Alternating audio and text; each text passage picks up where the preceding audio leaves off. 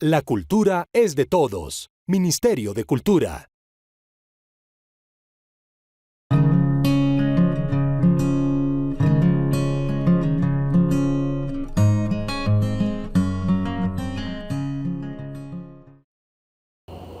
Muy buenas noches, bienvenidos, bienvenidas, bienvenides. Gracias por asistir al primer conversatorio del club de lectura que hemos denominado Me Encuentro Leyendo Mi Feminidad. Como les habíamos mencionado anteriormente, este es un proyecto que deriva de la convocatoria Estímulos y que busca fortalecer a las librerías como espacios culturales. Esta noche nos acompaña y me complace presentar a Jessica Montes Geles. Ella es licenciada en lengua castellana, es magíster en educación, es docente universitaria, feminista, promotora de lectura, CEO de Fundación Avallón, que se dedica a acompañar mujeres en temas de autonomía económica, de formación en feminismo, entre otros. Jessica, muchas gracias por aceptar la invitación del boletín. Estamos realmente complacidos. Para nosotros el tema que vamos a abordar hoy, que lo vamos a hacer con mucho respeto, de antemano no nos reconocemos como autoridad, por eso hemos invitado a Jessica, quien a través de sus lecturas, de su experiencia de vida y del trabajo que está haciendo con la fundación y también en la docencia, nos puede ayudar a entender estas definiciones sobre la feminidad, ¿sí? Nos complace que sea en el marco de la Semana de Eliminación de Violencias contra la Mujer. Justamente ayer se conmemoró este día que cada vez está, digamos, aunando más esfuerzos de organizaciones y Librotinto se ha querido sumar precisamente con este primer conversatorio en donde vamos a abordar ese significado de lo que es femenino y de cómo esto determina roles y violencias, ¿sí? Nos interesa muchísimo develar, pensar las brechas que hay entre las mujeres, los grupos diversos o las personas que se reconocen diversas y las oportunidades de empleo, las posibilidades de ascenso laboral. Nos interesa abordar los retos que tenemos en la inclusión y esto lo queremos hacer a partir de la lectura, de la lectura y de la conversación y es lo que hemos querido motivar. Entonces se trata de pensar un poco en esas definiciones de lo que es ser mujer, ser hombre, no binario, de género y de cómo esas estructuras en las que nos movemos están condicionando, ¿verdad? Nuestras relaciones, nuestro comportamiento, pero también se trata de entender que ya esas definiciones que nos han planteado siempre no están explicándonos y de eso se trata este espacio. Entonces, Jessica, para empezar, ¿qué definición nos puedes dar sobre lo que es femenino? Bueno, Lina, primero que todo agradecerle por la invitación a este espacio y siempre con la mayor humildad, porque creo que el tema de la discusión de lo femenino y de lo masculino tiene muchas aristas y tiene muchas miradas y creo que a partir de aquí, como precisamente lo estabas diciendo, es una mirada que voy a ofrecer desde mi experiencia de lectura y además también desde cómo yo concibo precisamente la discusión del sistema sexo-género que actualmente pues está enmarcada esta sociedad patriarcal y heteronormativa. Pero para empezar me gustaría, precisamente como lo vamos a tomar de los libros. Me gustaría empezar respondiendo a esta pregunta precisamente con una inquietud, y la inquietud la tomo o de alguna manera adopto las palabras de Virginia Woolf en su libro Un cuarto propio. Precisamente es el primer capítulo que dice: pero dirán ustedes, nosotros le pedimos que hablara sobre mujeres y la novela. ¿Qué tendrá eso que ver con un cuarto propio? Intentaré explicarlo.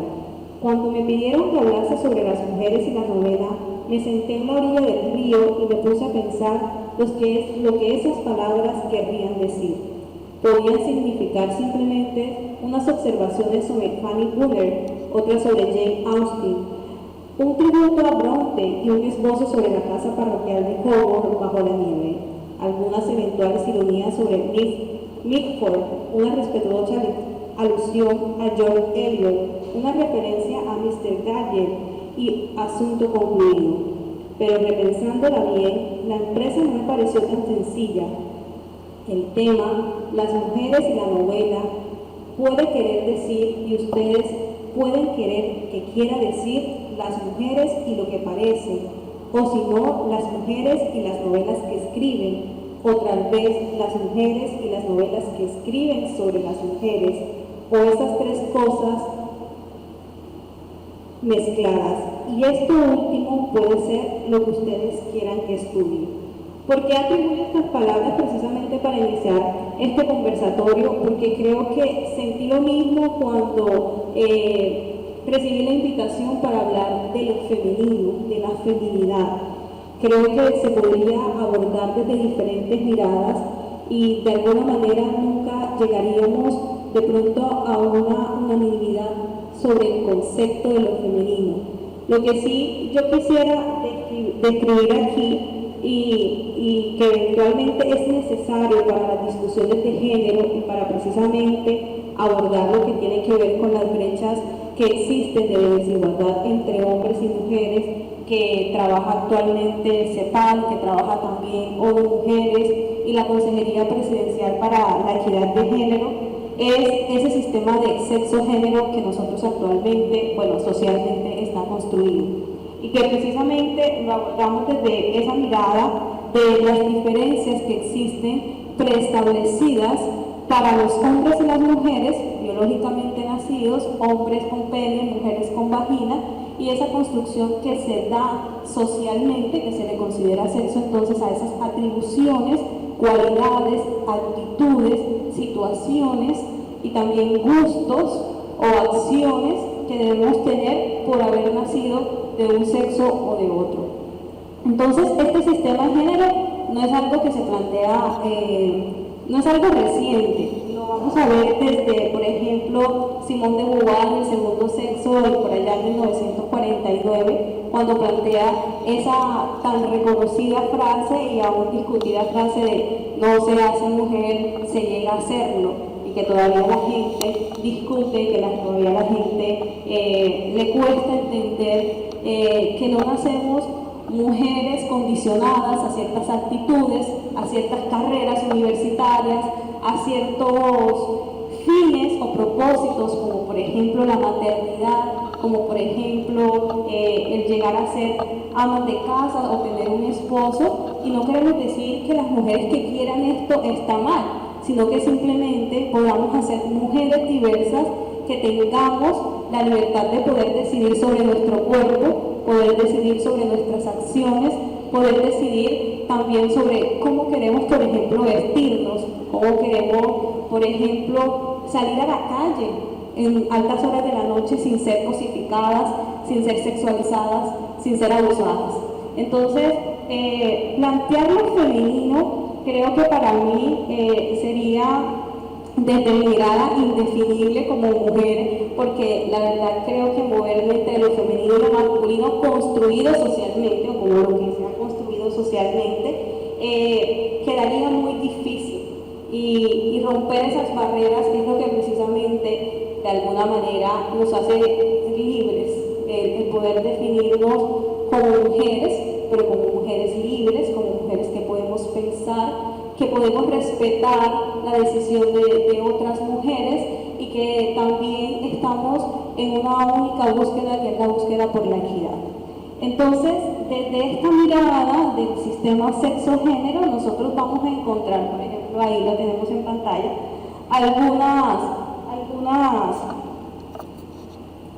algunas asignaciones sociales, ¿no?, que generan opresiones desde el patriarcado, opresiones heteronormativas, por ejemplo, el tema del cuerpo de la mujer y el tener que responder a estándares de belleza específicos.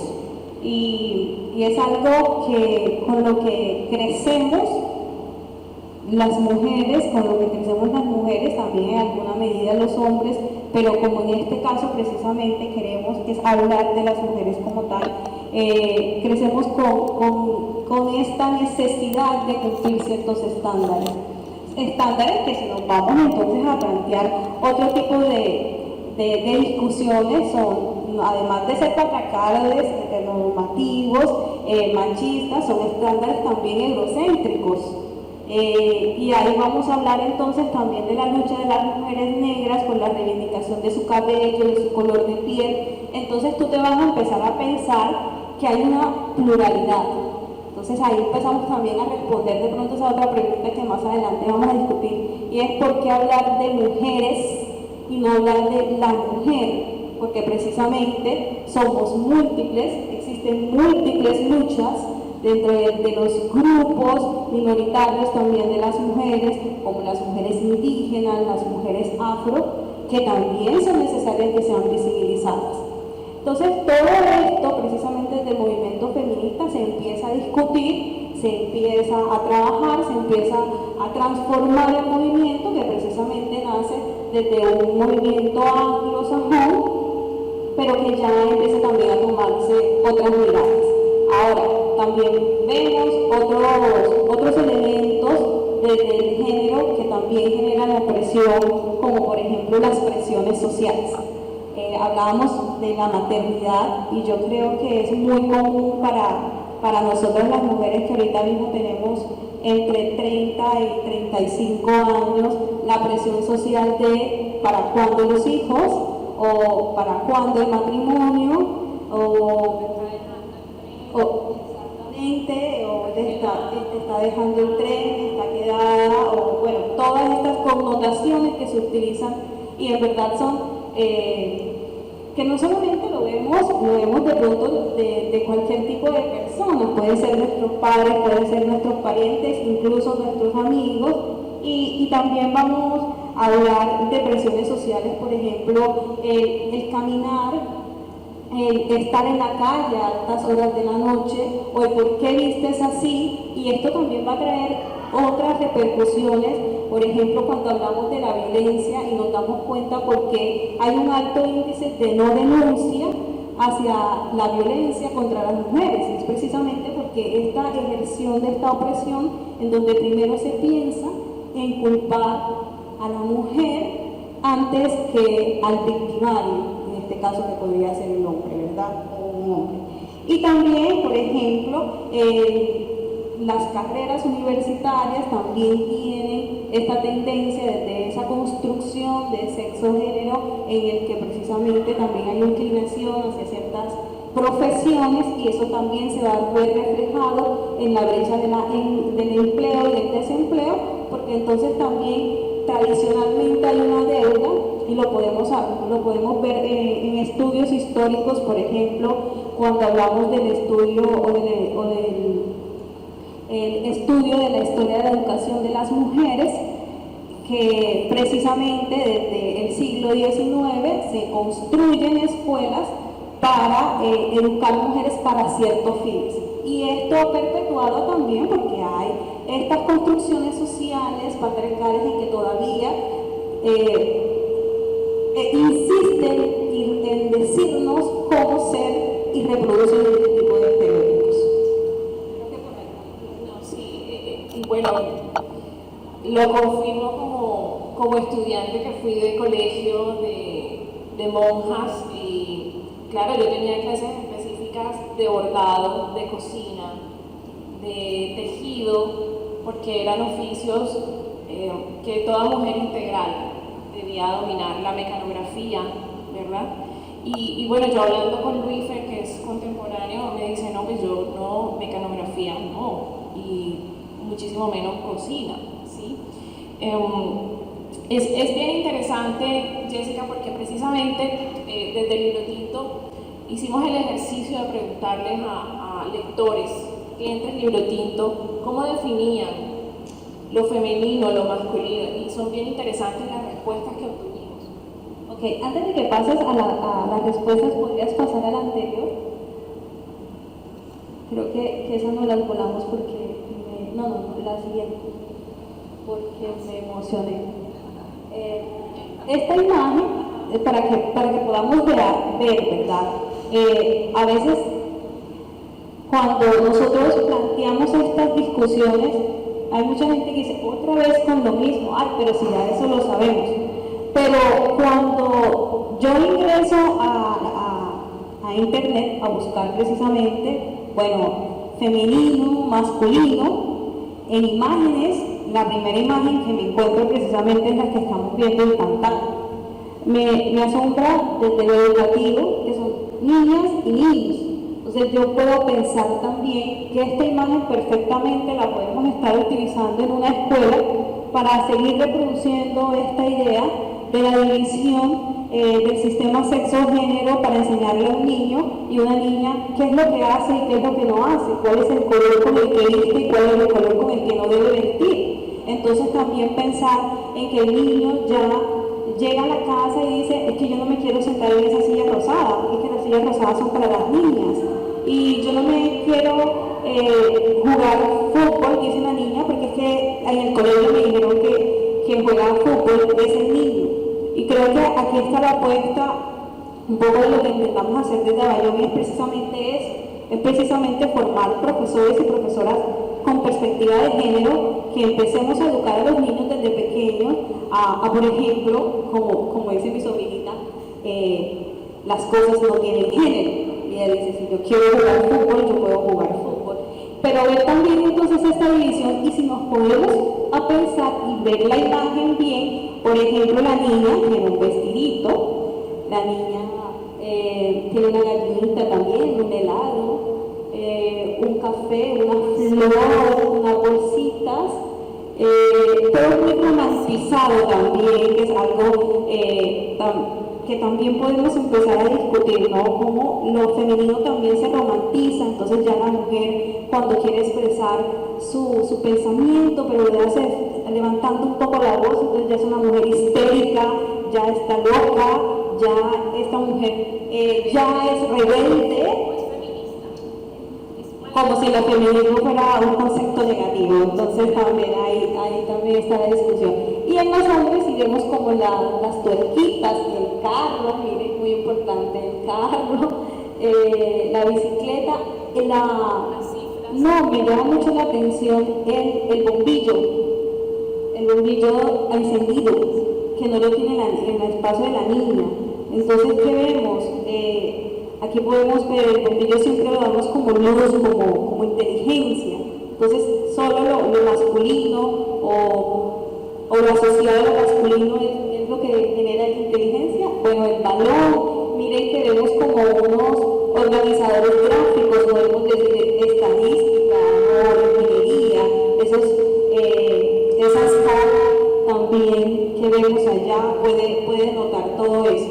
Entonces, también como desde la escuela y desde estas imágenes, que son las primeras que aparecen cuando ingresamos a Google y buscamos esto, las reproducimos y vienen entonces precisamente a legitimizar todos estos actos que lo que hacen es generar brechas de desigualdad.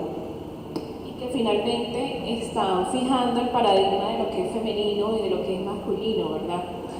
Interesante ver las respuestas que nos han dado nuestros lectores, quienes han diligenciado. No sé si logran ver, creo que sí, está muy pequeño. Bueno, entonces yo lo voy a leer. Le preguntamos, ¿sí? Como 30 personas han diligenciado el formulario y simplemente lanzamos la pregunta: ¿qué es para ti lo femenino? Entonces las respuestas: algo biológico. Lo femenino es todo aquello que la sociedad ha constituido, que solo las mujeres pueden utilizar, clasificándolo de distintas formas, categoría de género que tienen las mujeres, patrones y comportamientos de una mujer, todo lo relacionado con la mujer, las características que me posibilitan ser sensible, sin apenarme, ser madre y usar accesorios y ropa de mujer. Mira cómo eso está confirmando lo que nos has mencionado. Las características que me posibilitan ser sensible, bueno, ya la leí. El equilibrio de lo masculino. Lo femenino es la esencia de la mujer, no es equivalente a alguna tarea en específico. Entonces, cosas muy etéreas, ¿verdad? O muy paradigmáticas. Es todo aquello que nos caracteriza como mujeres. Es una constante interpelación o cuestionamiento en mí acerca de esta parte que me habita en cada acto que ejecuto. No sé en realidad, no tengo una definición para ello.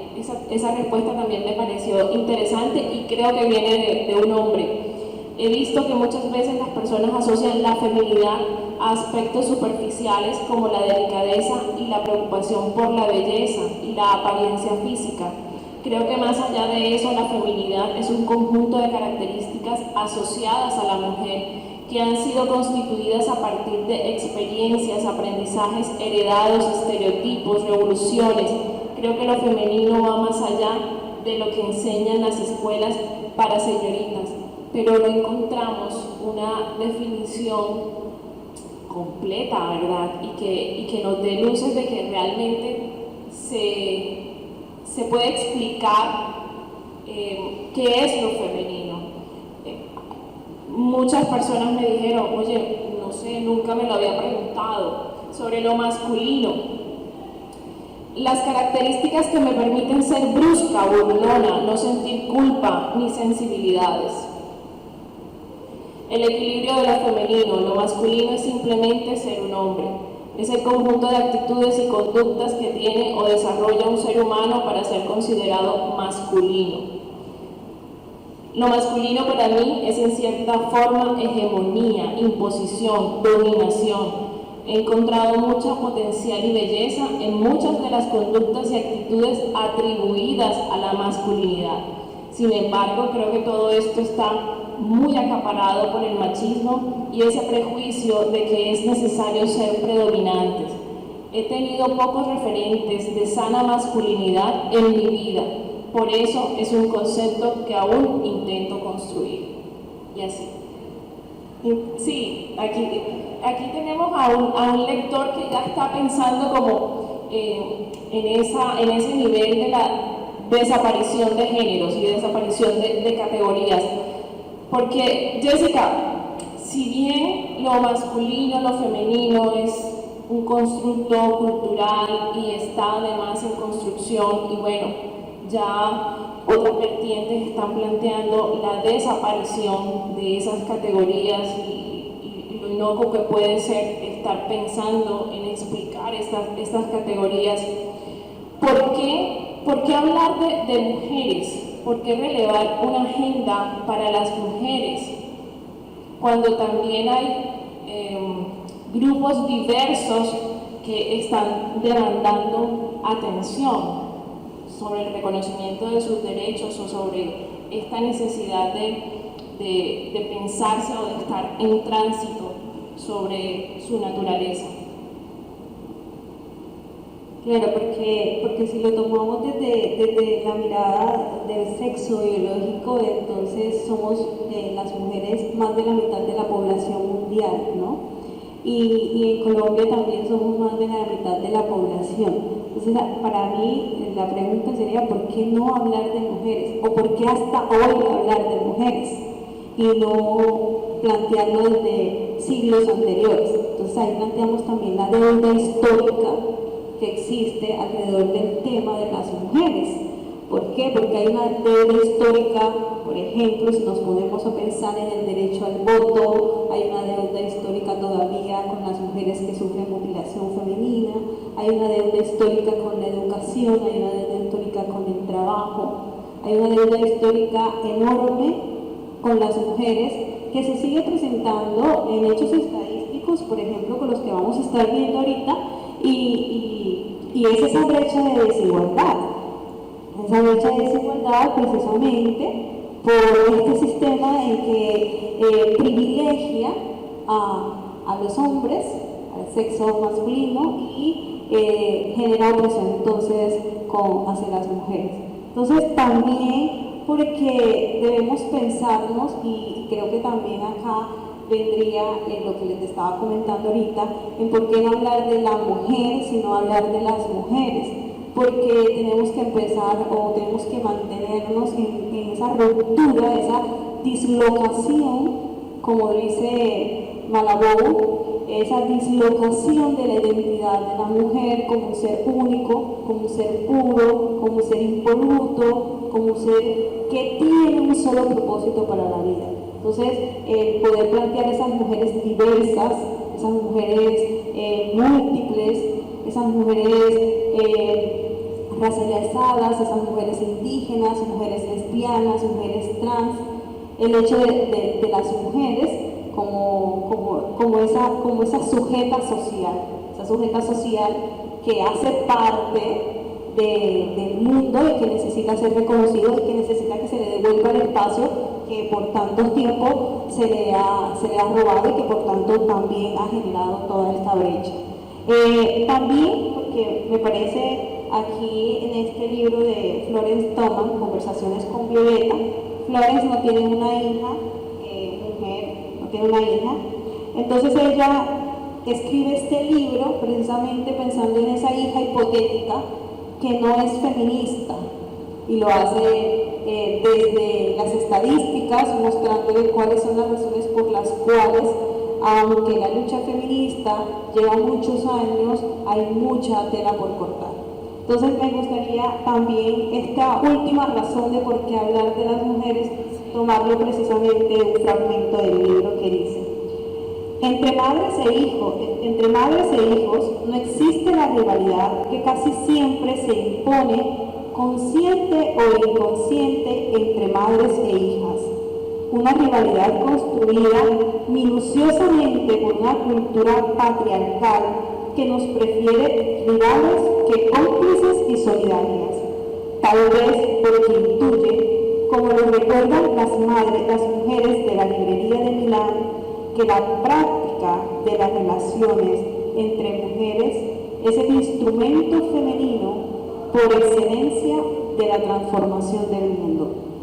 También porque debemos romper con esa construcción patriarcal que nos ha hecho ser rivales entre nosotras. Y creo que también por eso es importante hablar de mujeres. Bueno, aquí pues hay que notar también lo que en alguna ocasión escuché de una amiga feminista y con lo que coincido, ¿no? Cuando todavía yo no había empezado lecturas desde la perspectiva de género, y tiene que ver con la realidad de que el machismo y el patriarcado existe porque las mujeres también hemos ayudado a eso, a fijar esos paradigmas. Cuando tu madre te dice, es que estás muy gorda, mírate, no te va a quedar bien el vestido para la boda, ¿verdad? Es una forma de fijar ese estereotipo, ¿no? De la mujer que está en función del matrimonio o de gustarle al hombre, y es la madre precisamente la que está allí marcando ese derrotero, ¿no? Jessica, estas brechas en lo laboral, esta lucha todavía por los espacios en lo público, el reconocimiento de derechos, son una forma de violencia, ¿sí? Cuando todavía estamos pidiendo estos espacios, son para mí una forma de violencia. ¿Podrías explicarnos muy generosamente cómo se definen las violencias, las formas de violencia contra la mujer? ¿Cómo desde el feminismo se han conceptualizado? Mira, no lo podemos hacer más bien desde la ley 1257, que es la que habla precisamente de cuáles son los tipos de daño o de violencia que se generan contra las mujeres. Y si quieres puedes pasar más adelante, más adelante, más adelante.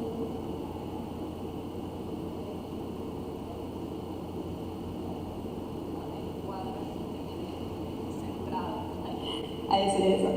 Entonces mira que la ONU Mujeres define la violencia contra la mujer como la violencia dirigida contra la mujer porque es mujer o que la afecta en su forma desproporcionada. Y habla entonces, esa ley 1257 habla de 4 tipos de daño hacia la mujer, que es el físico, bueno, 5 porque también conceptualiza el económico, el físico, el sexual, el económico y el psicológico. Entonces, a partir de ahí, nosotros tenemos la violencia psicológica, que es esa violencia en donde es generada como consecuencia o que provoca unas consecuencias a través de lo que es la degradación de la mujer, no necesariamente desde lo físico, sino también porque desde los comportamientos, las acciones, también lo que tiene que ver las decisiones, la influencia de esa persona hacia la mujer a través de la humillación, a través de lo que es el aislamiento, a través de lo que es la amenaza, la manipulación. Entonces se genera este tipo de violencia, donde ya hay un daño, ese daño es psicológico porque hay una consecuencia donde esta mujer se cohíbe de realizar ciertas acciones o ciertas actitudes por temor a lo que pueda generar en la reacción al sujeto que le está generando la violencia. Existe una serie que es muy reciente en Netflix precisamente, creo que se llama, bueno, creo que la mala traducción es La Asistenta, pero creo que tiene otro nombre, no recuerdo muy bien, que precisamente en sus 2 primeros capítulos, 2 primeros episodios, explica muy bien cómo funciona en una mujer la violencia psicológica. Incluso muchas veces la mujer no considera estar viviendo violencia porque no considera o reconoce la violencia como un acto de agresión, pero de agresión física. Pero sí puede haber este tipo de agresión donde se degrada ya los comportamientos y las acciones y decisiones de la mujer por parte de acciones como la humillación, la manipulación y otras actitudes. Algo así como, bueno, no me voy a poner esta blusa anudada porque a él no le va a gustar, o no quiero un mal comentario, o voy a dejar de invitar a esta amiga o a este amigo por esas miradas. ¿Es algo así?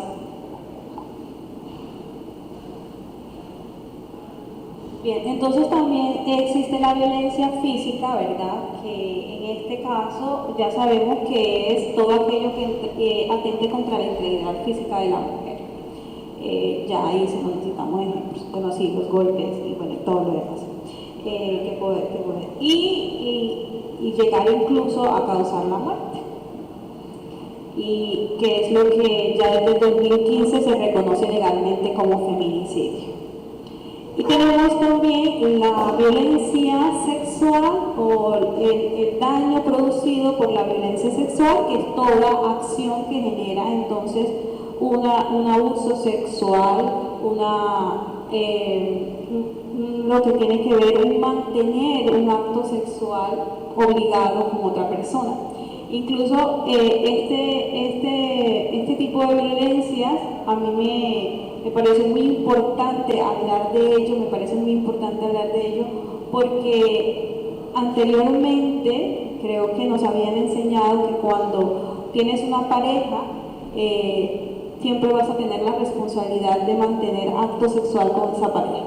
Cuando ya se empieza a tipificar precisamente lo que es la violencia sexual, también empezamos a cuestionar que si, aunque sea tu pareja, esta persona no te sientes a gusto y te sientes obligada a tener un acto sexual, es violación.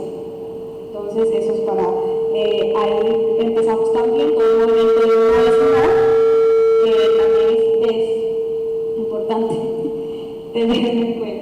también, bueno, la violencia económica, que aquí mucha gente piensa que muchas mujeres mantienen o se mantienen en relaciones violentas con sus parejas porque les gusta. Si quieres puedes volver a la anterior y ahí vamos.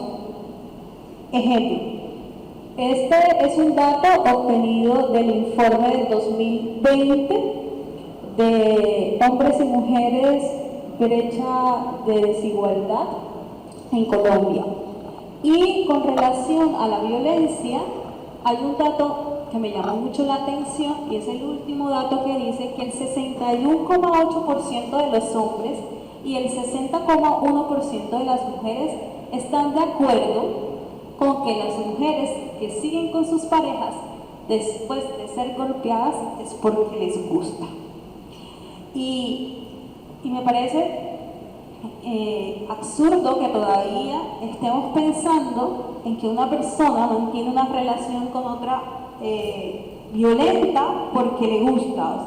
Y creo que esta puede ser una de las causales por las que precisamente lo que es las denuncias de violencia muchas veces no ocurre, porque este es un buen ejemplo con cifras de la ONU Mujeres que nos está diciendo que seguimos victimizando al victimario y convirtiendo en victimario a la víctima, en este caso a las mujeres. Entonces, la violencia económica precisamente la puedo asociar a este ejemplo. ¿Por qué? Porque la violencia económica también va a depender mucho de la dependencia económica que tienen las mujeres hacia sus parejas. Y esto quiere decir que haya la supresión o la supresión de la manutención o del dinero y que las obligue precisamente a mantenerse en estas relaciones violentas. También me parece que lo que subyace allí para que una mujer se mantenga en una relación donde recibe golpes es la dependencia económica. Más fuertes, es de las más fuertes. Tremendo. Bueno, entonces ahí puedes ver ¿Aquí qué tenemos? la ONU Mujeres también nos está diciendo que el 35% de las mujeres de todo el mundo, y pónganse a pensar un poco, yo creo que aquí siempre es importante no solamente ver las cifras, sino imaginarnos el espectro. El 35% de las mujeres de todo el mundo ha sufrido violencia física o sexual.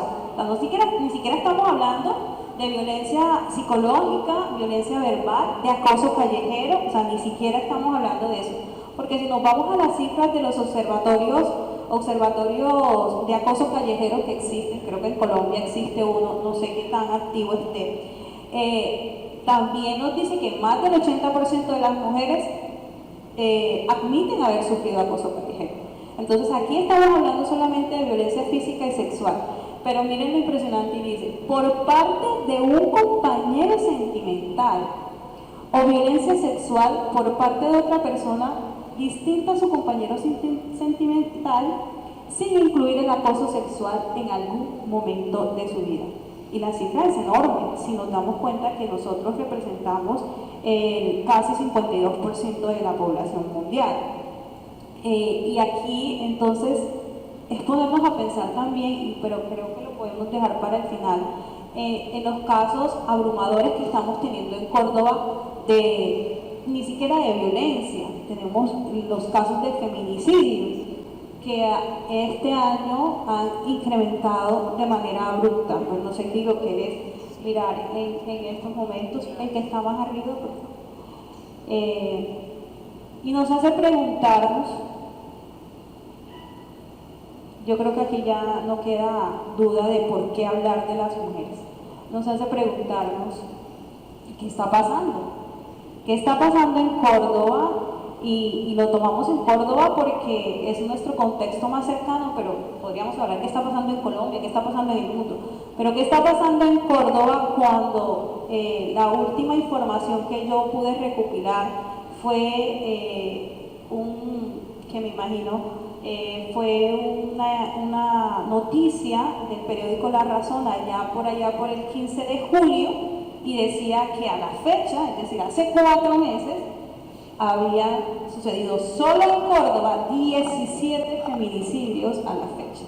Es decir, a 6 meses del 2021 solo ya habían 17 feminicidios. Y los que han sucedido a partir de ahí son muchísimos más. Entonces, ¿qué está pasando?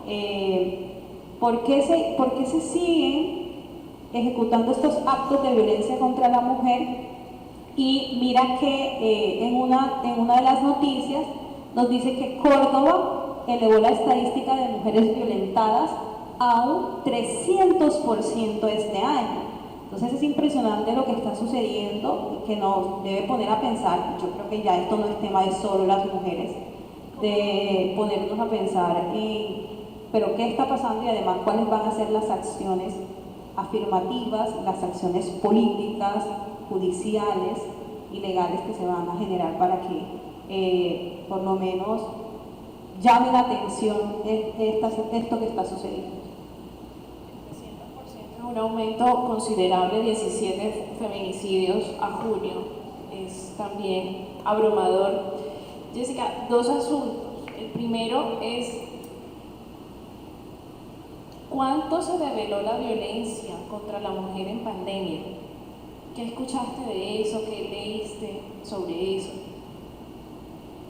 ¿Cómo se comportaron los observatorios, precisamente los programas que intentan prevenir o disminuir la violencia?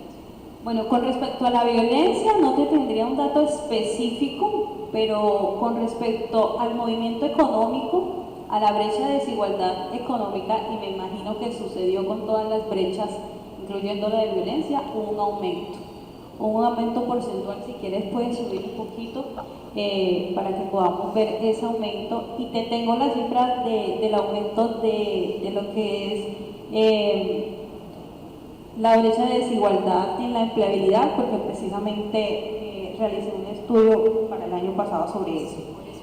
Pero, ¿qué se puede decir?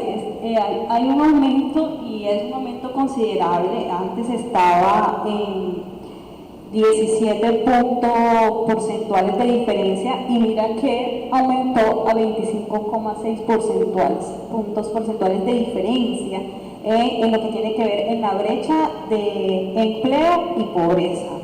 Entonces, también podemos decir que en el tema de la violencia también ha habido un aumento, y para eso está, sobre todo porque, si quieres pasas a lo de la violencia más abajito, sobre todo porque más la siguiente, déjame ver, sube. Sobre todo, ¿por qué? Porque miren lo que nos dice entonces el informe. 4 de cada 10 asesinatos de mujeres fueron cometidos en la vivienda. Entonces, al ser acometidos en la vivienda, nosotros podemos inferir que muy probablemente de estar en espacios de confinamiento, la violencia haya aumentado. Sí. Exacto. Ahora, creo que las brechas de desigualdad con la pandemia aumentaron obviamente de manera desafortunada para las mujeres. Entonces aquí han habido avances, eso sí, es importante recalcar, porque siempre es importante recalcar que han habido avances. Sin embargo, los avances no han sido significativos. El informe inicia precisamente diciendo eso, que para el 2015 se planteaba que el cierre de la brecha podía suceder dentro de 200 años. Ahora lo planteamos dentro de 209 años. O sea, ha habido un retroceso. Entonces, podemos hablar un poco del empleo, y ahí podemos ir hablando también un poco de lo que tiene que ver con la brecha, pero también vamos a poder ir planteando otro tipo de opresiones que generan la mujer para que generen estas brechas. Ahora, puedes subir, por favor. ¿Por qué? Porque es importante entender, sube un poquito más, a donde dice empleo y... ¿no? Porque es importante entender que para poder hacer estos análisis no es simplemente con ver quién está empleado, en el caso de la brecha de empleo y pobreza, quién está empleado y quién no, sino también cuáles son los factores familiares, sociales, sociodemográficos que afectan de manera distintiva a hombres y mujeres. Yo no puedo hablar de empleo de una mujer, por ejemplo, que tiene hijos y que tiene un hogar y que se sigue reproduciendo esta idea de que ella es la que debe cumplir también la responsabilidad de este trabajo no remunerado, que es el trabajo doméstico, que va a tener unas mismas condiciones de empleabilidad de aquel hombre que también es padre de familia, que también hace parte de un hogar, pero que no cumple con el trabajo doméstico, ni que tampoco está respondiendo con responde a lo que le corresponde con el trabajo doméstico, ¿verdad? Entonces, eso también va a ejercer un factor diferenciador. También, ¿por qué? Porque, por ejemplo, si nos vamos al análisis educativo, nos damos cuenta que las niñas, sobre todo de las zonas rurales, dejan la escuela mucho a más temprana edad que los niños. ¿Por qué? Porque tienen que dedicarse a ayudar a las madres en el trabajo de la casa. Entonces, todas estas, cuando se habla de hacer estos análisis de estas brechas, se tienen precisamente estos factores para poder hacer un análisis lo más equitativo posible y podernos plantear entonces cómo se está en relación con hombres y mujeres. Entonces, en el empleo, miren que ahí nos dice casi 3 de cada 10 mujeres colombianas no cuentan con ingresos propios, ¿verdad? A diferencia de 1 de cada 10 hombres. Entonces ahí está la brecha que es bastante amplia. Y también nos dice que la tasa de desempleo de las mujeres es mayor que la de los hombres, en particular entre las y los jóvenes de 18 a 24 años. La tasa de desempleo de las mujeres es del 22,9% y la de los hombres es del 13,8%. 9 puntos porcentuales. Y acá miren que nos dicen que en el 2018, mientras que la tasa de promedio de las mujeres de 15 y más era del 51%, la de los hombres, este es de empleo.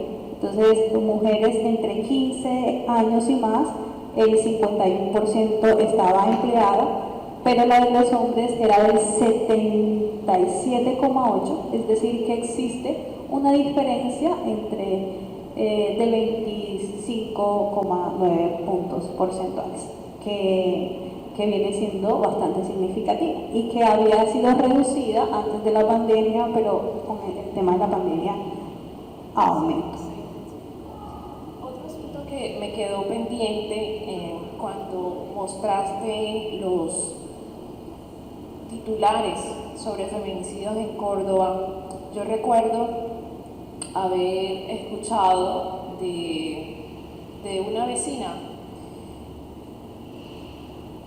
la respuesta o la recomendación que le dio a una hermana, digamos que en un plano muy coloquial, tratando de hacer como una analogía, ¿no? Porque ya se había presentado el caso del esposo que asesinaba a la docente y ante la noticia de que todo se derivó de una pelea donde ella estaba haciéndole reclamos y la reacción de él fue asestarle un golpe muy fuerte.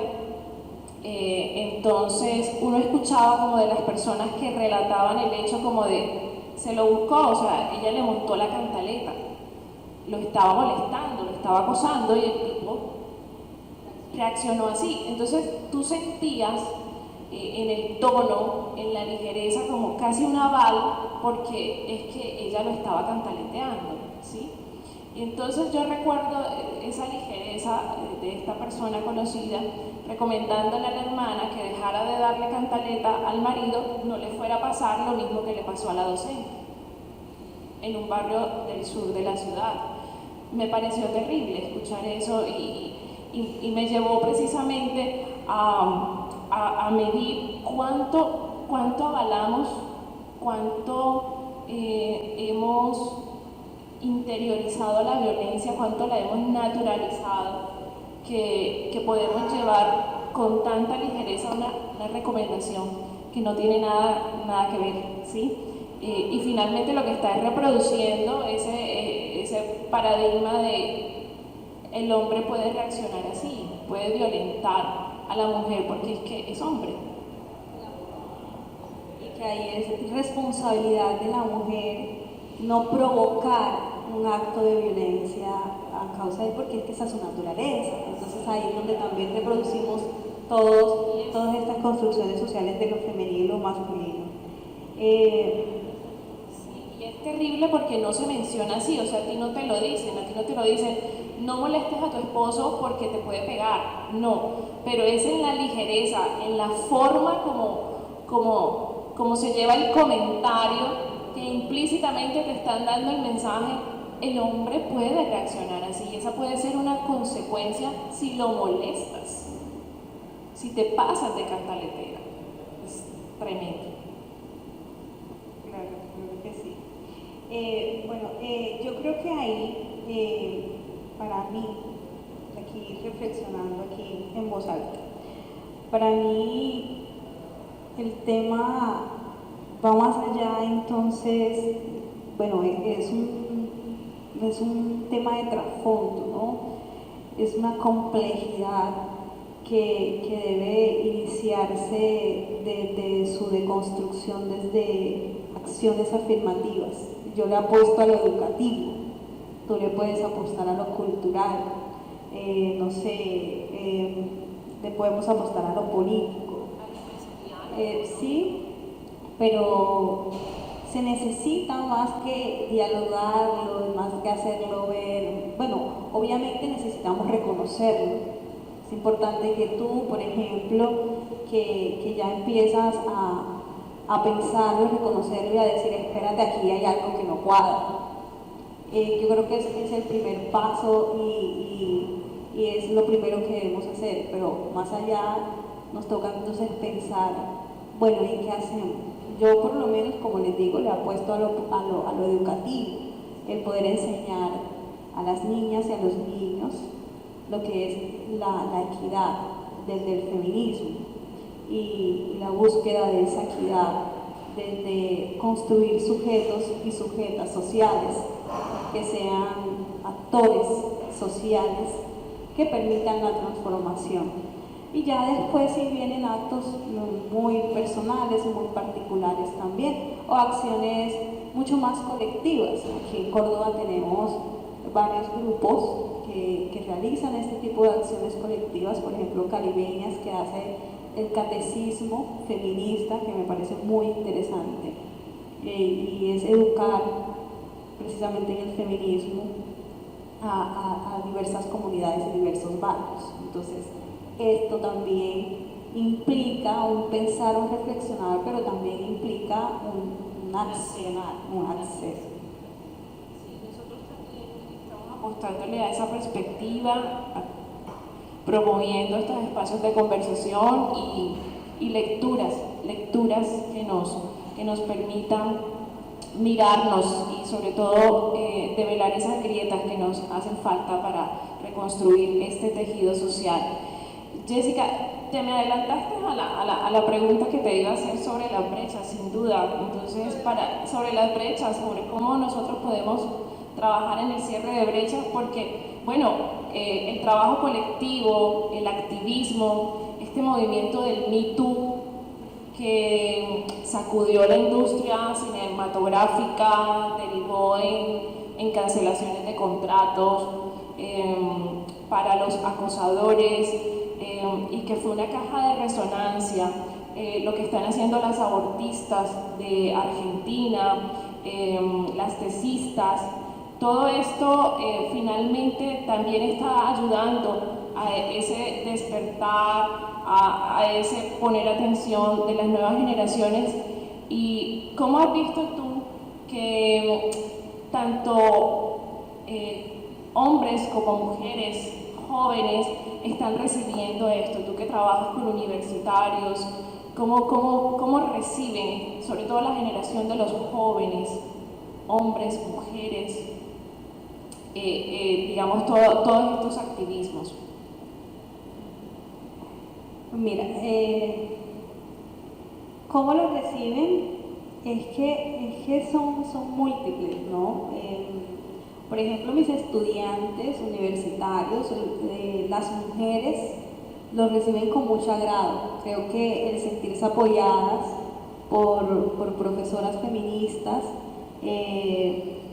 se sienten respaldadas y se sienten con también la libertad de poder contar probablemente o expresar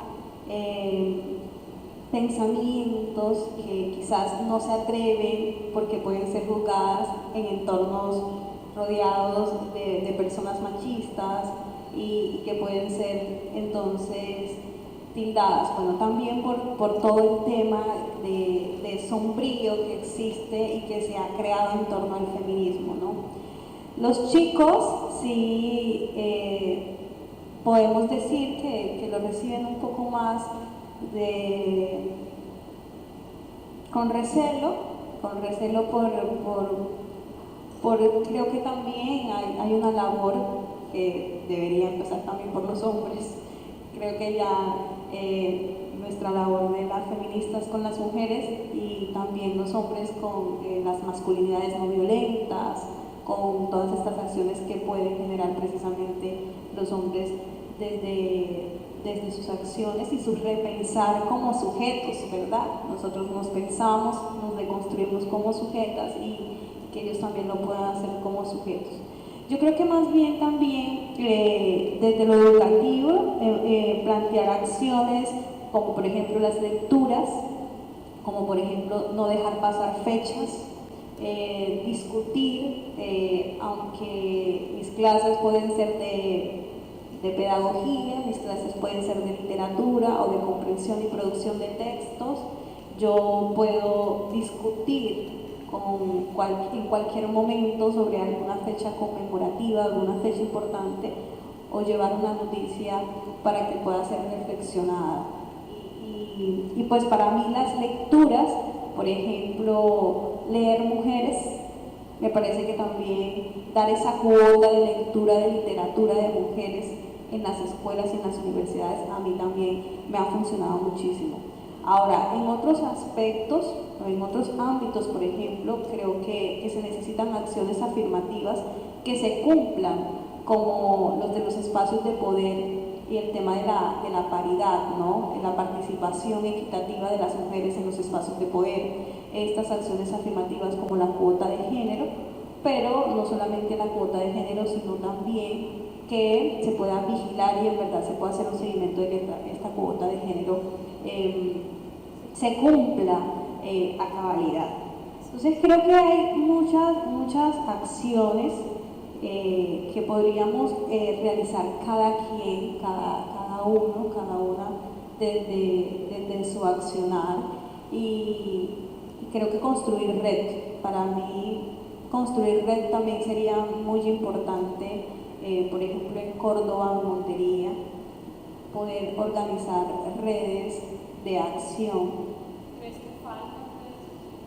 No las conozco, si pronto sí existen, o sea, ya María Raquel me puede ayudar.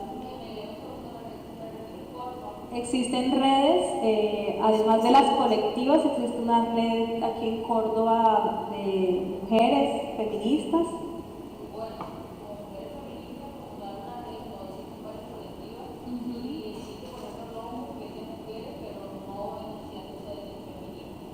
Okay.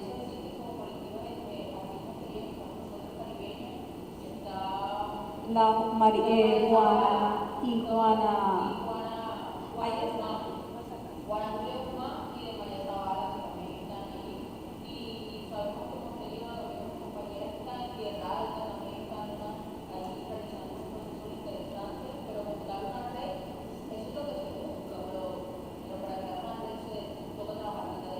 Claro. El trabajo tanto en el municipio y en la zona rural que pueda pensar para así poder hablar de una ley de departamento. ¿Ves? Ahí está la respuesta. Sabía que María Raquel sabía más que yo.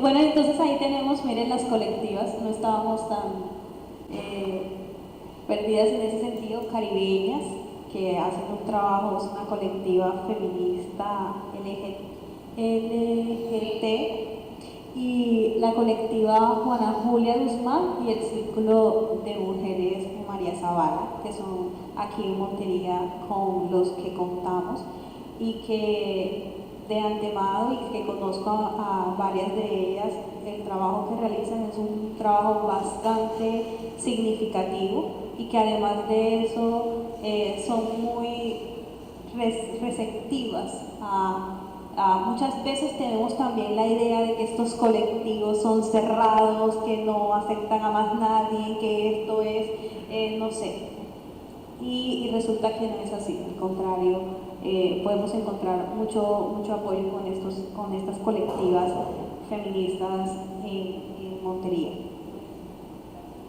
Bueno, muy interesante conocer el trabajo de estos colectivos.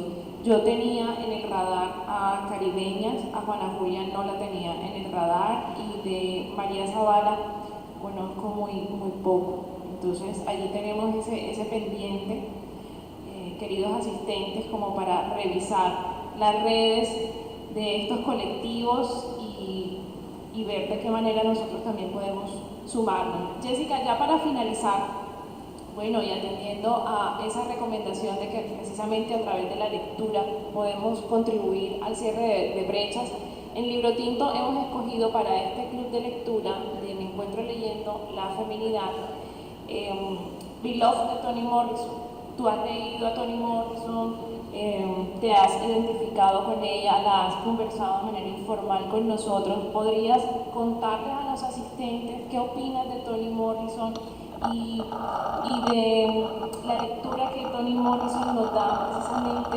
sobre esto que conversamos hoy, sobre las violencias que se ejercen en la definición de lo femenino?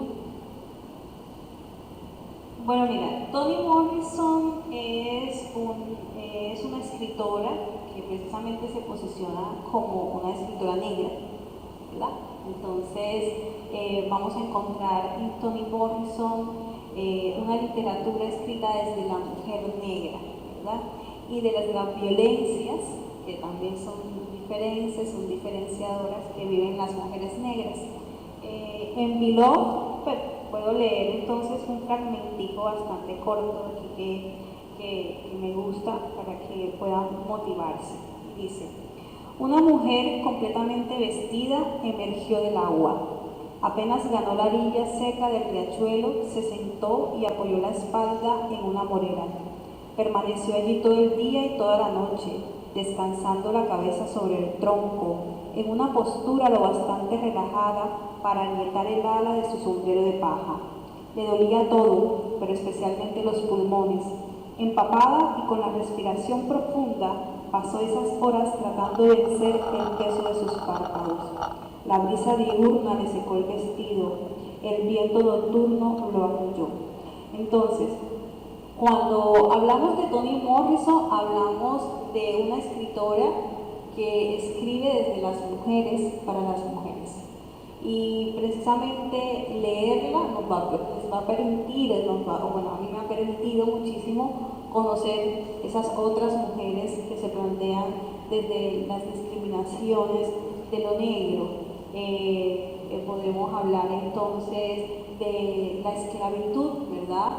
Beloved es hija de una esclava y todas las vicisitudes y discriminaciones que pueden vivir las mujeres negras.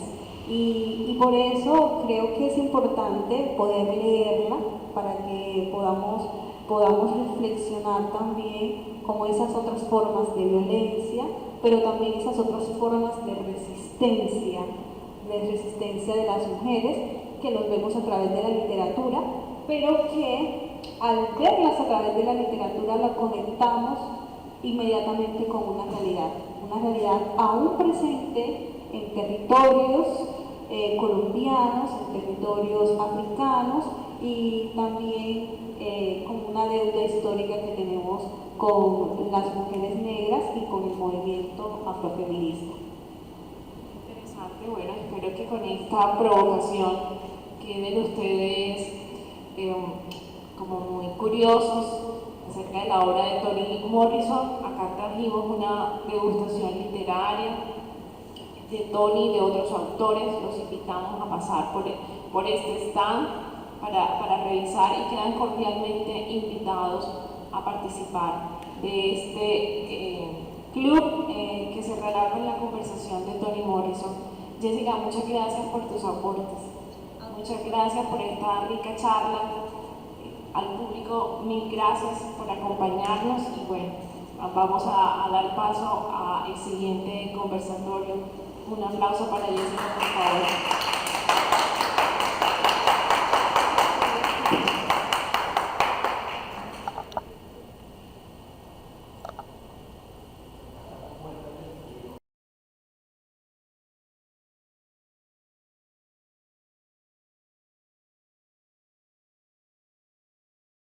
La cultura es de todos. Ministerio de Cultura.